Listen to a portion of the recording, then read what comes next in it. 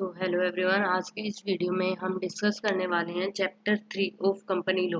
मैंने chapter 1 and जो chapter 2 था उसमें एक ही क्वेश्चन इंपॉर्टेंट था तो उसकी वीडियो डाल दी और चैप्टर 4 की भी डाल दी है।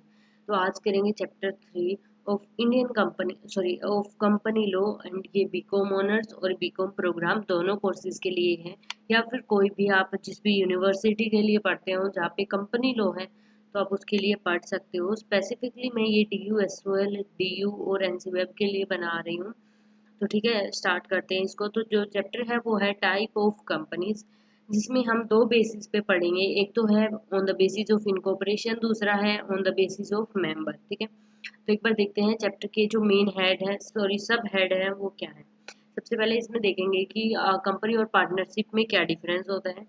दूसरा देखेंगे classification of companies on the basis of incorporation, फिर मेंबर्स के बेसिस पे, एंड देन प्राइवेट कंपनी और पब्लिक कंपनी में क्या डिफरेंस होता है। ये चार चीज़ हम इसमें पढ़ने वाले हैं। ठीक है, तो स्टार्ट करते हैं इसको। और जो सबसे इम्पोर्टेंट, कुछ लोग पूछते हैं कि इम्पोर्टेंट टॉपिक्स क्या है, इम्पोर्टेंट क्वेश्चंस क्या है, तो उसकी बात करूँ तो एक तो है difference between partnership and company, दूसरा है type of company on the basis of incorporation and इनके बीच में डिफरेंस क्या है, और एडवांटेजेस एंड डिसएडवांटेजेस क्या है कंपनी के, और एक कन्वर्जन करना। ये सबसे ज़्यादा इम्पोर्टेंट टॉपिक है इस होल चैप्टर में, कि कन्वर्जन करना एक कंपनी का दूसरी कंपनी में। लाइक प्राइवेट कंपनी है तो उसको पब्लिक में करना और पब्लिक को प्राइवेट में करना।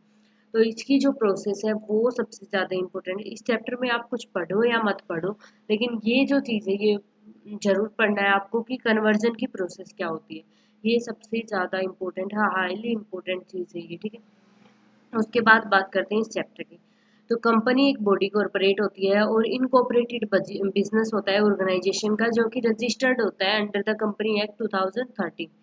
तो जो कंपनी एक्ट 2013 है वो प्रोवाइड करता है type of companies that can be promoted and registered. मतलब ऐसी कंपनीज प्रोवाइड करता है जो कि इस एक्ट के अंडर रजिस्टर्ड हुई है, इनकॉर्पोरेशन हुई है। तो हम हमें दो चीज़ें पता है कि एक तो पब्लिक कंपनी होती है, एक प्राइवेट कंपनी होती है। हमें और बाकी कंपनियों के बारे में ज़्यादातर लोगों को नहीं पता होता। बस दो चीज़ें पता होती है कि एक पब्लिक कंपनी और दूसरी प्राइवेट कंपनी। ठीक है, तो हमें ये स्टैच्यूरी कंपनी है, ये दोनों जो कंपनी होती है स्टैच्यूरी कंपनी के बारे में हमें ज़्यादातर पता होता है। और हमें जो registered company, government company, foreign company, इन सब के बारे में डिटेल में नहीं पता होता। अगर आप लॉ के स्टूडेंट हो तो नहीं पता आपको, तो इसको ही पढ़ेंगे। तो पहले बात करते हैं कि हमारे पास पहले पार्टनरशिप थी तो हमें कंपनी की क्यों ज़रूरत है। कंपनी और पार्टनरशिप दोनों में डिफरेंस क्या है, तो इस चीज़ को देखते हैं। तो सबसे पहले क्रिएशन के मोड पे डिफरेंस है कि कैसे दोनों क्रिएट होती है। तो कंपनी की बात करें तो वो रजिस्ट्रेशन के थ्रू क्रिएट होती है। कंपनी का रजिस्ट्रेशन होता है अंडर द कंपनी एक्ट 2013। ठीक है, और ये लीगल होती है। उसके बाद पार्टनरशिप की बात करें तो वो एग्रीमेंट के थ्रू जो है वो क्रिएशन होता है पार्टनरशिप का। और लीगल एंटिटी की बात करें तो जो कंपनी है वो लीगली क्रिएट होती है, लॉ इसको क्रिएट करता है एंड लॉ ही इसको माउंट अप करता है। लेकिन पार्टनरशिप के अंदर वो पार्टनरशिप डीड से क्रिएट होती है, जो कि फर्म और पार्टनर्स मिलके इसको क्रिएट करते हैं। उसके बाद है लाइबिलिटी। लाइबिलिटी की बात करें तो कंपनी के अंदर लिमिटेड लाइबिलिटी होती है शेयर होल्डर्स की, लेकिन पार्टनरशिप में अनलिमिटेड होती है उसके मेंबर्स की लाइबिलिटी। अब अथॉरिटी की बात करें तो ओनरशिप, जो मैनेजमेंट है, रिप्रेजेंटेटिव और मैनेजमेंट, इनके पास सबसे ज़्यादा अथॉरिटी होती है। लेकिन इसके अंदर जो अथॉरिटी होती है वो कॉमन ओनरशिप होती है, सभी के पास इक्वल इक्वल अथॉरिटी होती है। ट्रांसफर ऑफ शेयर, तो पब्लिक कंपनी के केस में हम जो शेयर्स हैं उनको फ्रीली ट्रांसफरेबल कर सकते हैं, लेकिन प्राइवेट के केस में नहीं कर सकते। और पार्टनरशिप में तो कोई शेयर्स होते नहीं है तो उसको ट्रांसफर आप कैसे ही करोगे। नंबर्स ऑफ मेंबर, तो प्राइवेट कंपनी में मिनिमम आपको 2 मेंबर चाहिए, मैक्सिमम 200। और पब्लिक कंपनी में मिनिमम 7 और मैक्सिमम की लिमिट नहीं है। पार्टनरशिप की बात करें तो मिनिमम मेंबर 2 और मैक्सिमम 100। ठीक है, रिसोर्सिज की बात करें तो लार्ज और अनलिमिटेड रिसोर्सिज होते हैं कंपनी में, क्योंकि यहाँ पे जो स्कोप होता है वो भी लार्ज होता है। लेकिन पार्टनरशिप में लिमिटेड रिसोर्सिज होते हैं, और ये डिपेंड करता है कि जो वो पार्टनर्स हैं उनकी जो वेल्थ है वो कितनी है। पार्टनर्स के पास पास जो रिसोर्सिज हैं वो कितने हैं उस पर डिपेंड करता है, क्योंकि उन तीनों को कंट्रीब्यूट करना है अगर 3 पार्टनर है तो। तो वो इस पे डिपेंड करता है। लेकिन जो कंपनी है उसमें जो वो फंड रेज करते हैं उन पे डिपेंड करता है कि कितने रिसोर्स होंगे कंपनी के। तो ये था difference between company and partnership. दो तीन पॉइंट और हैं। अब बात करें लीगल फॉर्मेलिटीज़ की, तो इसमें हमें ऑडिट ऑफ अकाउंट मेंटेन करना होता है कंपनी में। लेकिन पार्टनरशिप फर्म में ऐसा कोई ज़रूरी नहीं है। और पार्टनरशिप फर्म का एक बात बताऊँ तो रजिस्ट्रेशन भी कंपलसरी होते हैं, लेकिन कंपनी का रजिस्ट्रेशन करवाना ज़रूरी होता है क्योंकि लॉ इसको क्रिएट करता है। दूसरा नेक्स्ट बात करें कंडक्ट ऑफ अफेयर्स। तो जो कंपनी है उसके जो अफेयर्स हैं, जो भी मैनेजमेंट अफेयर्स के, तो वो कौन करता है? Company act 2013। लेकिन पार्टनरशिप का ऐसा कुछ लीगल नई चीज है जो कि इसको रन करता है, ये एग्रीमेंट है। एग्रीमेंट के थ्रू ही इसको रन करते हैं पार्टनरशिप को। जर्नल पावर्स बोले तो ज्यादातर पावर्स किसके पास होती है? तो मेमोरेंडम डिफाइन करता है कि किसके पास ज्यादा पावर होगी कंपनी के अंदर, लेकिन पार्टनरशिप में एग्रीमेंट डिफाइन करता है। डिसोल्यूशन, तो कंपनी का जो डिसोल्यूशन होता है वो लॉ के थ्रू होता है, एंड इसका जो फॉर्मेशन होता है, क्रिएशन होता है, वो भी लॉ के थ्रू होता है। अगर मेंबर्स की डेथ होती है तो कंपनी पे कोई इफेक्ट नहीं पड़ेगा। लेकिन वही बात करें पार्टनरशिप के केस में, तो अगर मेंबर्स की डेथ होती है, मेंबर इंसॉल्वेंट हो सकते हैं, मेंबर बैंकरप्ट हो जाते हैं, या फिर कोई रिटायर हो जाता है, तो उससे हमारी पार्टनरशिप डिसॉल्व हो सकती है। एग्रीमेंट के थ्रू चलती है ये। ठीक है, तो ये डिफरेंस था between the company and partnership firm. अब बात करते हैं classification of company on the basis of incorporation. याद रखना हम बात कर रहे हैं on the basis of incorporation.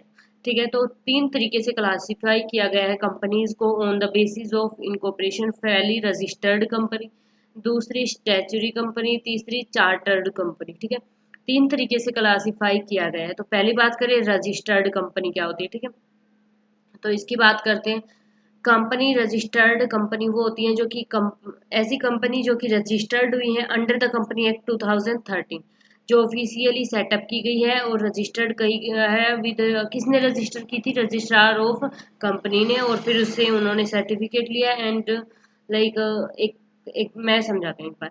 Registered company वो कंपनी होती है जो कि रजिस्टर्ड की गई है under the Indian companies act. किसके through? Registrar of company, ROC के थ्रू। फिर उनको सर्टिफिकेट मिलती है इनकॉर्पोरेशन की। आरओसी इस सर्टिफिकेट को इशू करता है। इनकॉर्पोरेशन की सर्टिफिकेट जैसे कि हमने पिछले जो चैप्टर था उसमें पढ़ा था कि सर्टिफिकेट ऑफ इनकॉर्पोरेशन मतलब हम स्टार्ट कर सकते हैं हमारी कंपनी को। और प्राइवेट कंपनी के केस में पीछे प्राइवेट लगता है, और पब्लिक कंपनी के पीछे लगता है लिमिटेड लगता है।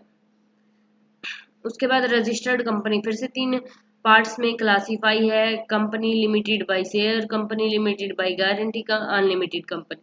तो company limited by share, section 2 subsection 22 Indian company act का कहता है कंपनी लिमिटेड बाय शेयर। मतलब अगर देखो फॉर एग्जाम्पल, अगर एक शेयर होल्डर है जिसने 10 के शेयर परचेज किए, उसने 7 की तो पेमेंट कर दी लेकिन 2 की पेमेंट नहीं की है। अब ये लिमिटेड है बाई शेयर, जब तक वो 2 की पेमेंट नहीं करता तब तक उसके ऊपर लायबिलिटी रहेगी कंपनी की। अगर वो इस 2 की पेमेंट कर देता है तो फिर उसकी लायबिलिटी हट जाती है, तो इसको बोलते हैं company limited by share. Like इसमें है, अगर एक्स वाई लिमिटेड है, उसकी शेयर कैपिटल है 200 और 20 का एक, मतलब ए ने परचेज किया है 200 शेयर, हमने 200 शेयर लिया है, 12 उसका है, हमने 8 पेमेंट कर दी, 8 पे कर दिए, 4 बच गई। अनपेड अमाउंट कितनी है? 4। तो जब तक हम उन 4 को पे नहीं करते तब तक हमारी लायबिलिटी रहती है कंपनी में। इन कंपनी को हम प्राइवेट कंपनी भी बोलते हैं और पब्लिक कंपनी भी। ठीक है, उसके बाद है कंपनी लिमिटेड बाय गारंटी। तो इसमें क्या होता है, जो मेमोरेंडम ऑफ एसोसिएशन होता है कंपनी का, उसमें हम गारंटी दे के रखते हैं कि इतनी, अगर आपको कुछ लॉस वगैरह होता है तो हम इतनी पेमेंट हम लोग करेंगे, उसकी गारंटी देते हैं हम। अगर आप वाउंड अप करते हो तो इतना कंट्रीब्यूट हम लोग करेंगे, इतना परसेंट करेंगे, तो इसको बोलते हैं गारंटी। तो ये है लिमिटेड बाय गारंटी।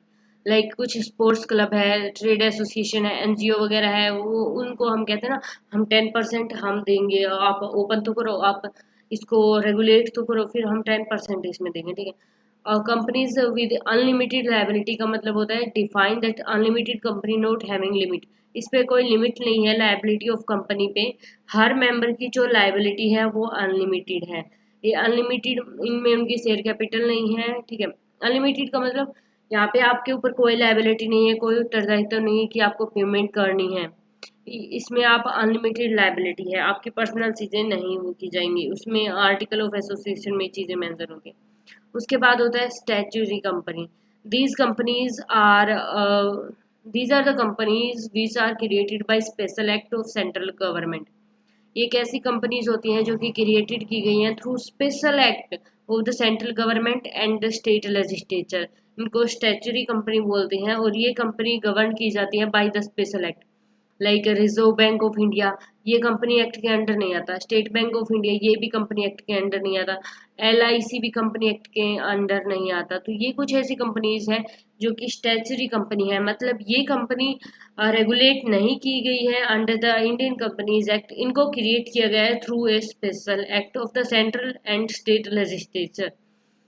ठीक है, इनका जो काम होता है, इन कंपनी का काम होता है कि ये सर्व करें पीपल को।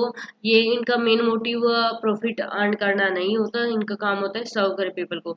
Like railway, gas, electricity. लेकिन ये बिल्कुल फ्रीली भी नहीं है, NGO की तरह नहीं होती है। क्यों? क्योंकि ये जितना भी जो भी इन्वेस्टमेंट कर रही हैं, जो भी एक्सपेंसेस कर रही हैं, वो पीपल से ही लेती है, लेकिन एक्स्ट्रा नहीं लेती है कुछ भी। ठीक है, तो ये है। उसके बाद है chartered company. Company which is formed by grant of the charter by the crown. मतलब ऐसी कंपनीज जो कि किंग द्वारा बनाई गई हो, रेगुलेट की गई हो। चार्टर मतलब किंग, क्राउन ने बनाई हो, किंग ने बनाई हो, तो ये कंपनीज होती है। लाइक सबसे जो पहली कंपनी थी ईस्ट इंडिया कंपनी, वो चार्टर कंपनी थी जो कि किंग ने बनाई थी, मोनार्की के टाइम पे बनी थी इंग्लैंड के अंदर। तो ये होती है चार्टर कंपनी। उसके बाद डिफरेंस बिटवीन अनलिमिटेड कंपनी और पार्टनरशिप फर्म। ठीक है, although the member of unlimited company are fully liable all debt incurred by company like partnership firm. ठीक है, मतलब दोनों चीज, दोनों के अंदर एक चीज तो सेम है कि अगर डेट होती है ज्यादा तो उसमें जो मेंबर्स है वो तो लाइबल है। तो डिफरेंस क्या है इन दोनों में? तो पहली, the creditors of unlimited company can not sue member. जो क्रेडिटर्स है ना अनलिमिटेड कंपनी के, वो मेंबर्स को स्यू नहीं कर सकते अगर उनको पेमेंट नहीं की गई है। क्यों? क्योंकि सेपरेट लीगल एंटिटी का एक कॉन्सेप्ट है। अगर कंपनी फेल करती है पे करने में, तो क्रेडिटर को ऐसा कोई चीज नहीं होगा कि वो जो मेंबर्स हैं उनको इश्यू करे। लेकिन वही बात करें उसमें जो हमारा पार्टनरशिप फर्म होता है, तो उसमें तो ऑब्वियस ही बात होता है, इश्यू कर सकते हैं वो पार्टनर्स को। पार्टनर्स का ही उत्तरदायित्व होता है उसमें। और एक जो अनलिमिटेड कंपनी होती है वो रजिस्टर्ड होती है अंडर द कंपनीज एक्ट। वो एक लीगल पर्सन है और उसके परपेचुअल सक्सेसन है एंड उसका एक साइन है जिसको हम कॉमन सील बोलते हैं। लेकिन वही बात करें पार्टनरशिप फर्म की, तो इसका कोई एग्जिस्टेंस नहीं है एज ए लीगल एंटिटी। मतलब ये लीगल नहीं है, एग्रीमेंट के थ्रू बनता है, इसकी कोई कॉमन सील भी नहीं है, इसका खुद साइन करते हैं लोग, और परपेचुअल सक्सेशन भी नहीं है। तो ये था। उसके बाद है हमारा, जो हमने इनकॉर्पोरेशन के बेसिस पे कवर कर लिया है, क्लासिफिकेशन ऑफ कंपनी। अब है classification of company on the basis of number of member. Member के जो नंबर हैं कि कितने मेंबर, अगर 2 मेंबर है तो वो कौन सी कंपनी है, 7 मेंबर है तो वो कौन सी कंपनी है, 1 मेंबर है तो वो कौन सी कंपनी है, ऐसे। ठीक है, तो ऐसे 4 क्लासिफिकेशन, 4 कैटेगरीज में डिवाइड किया गया है।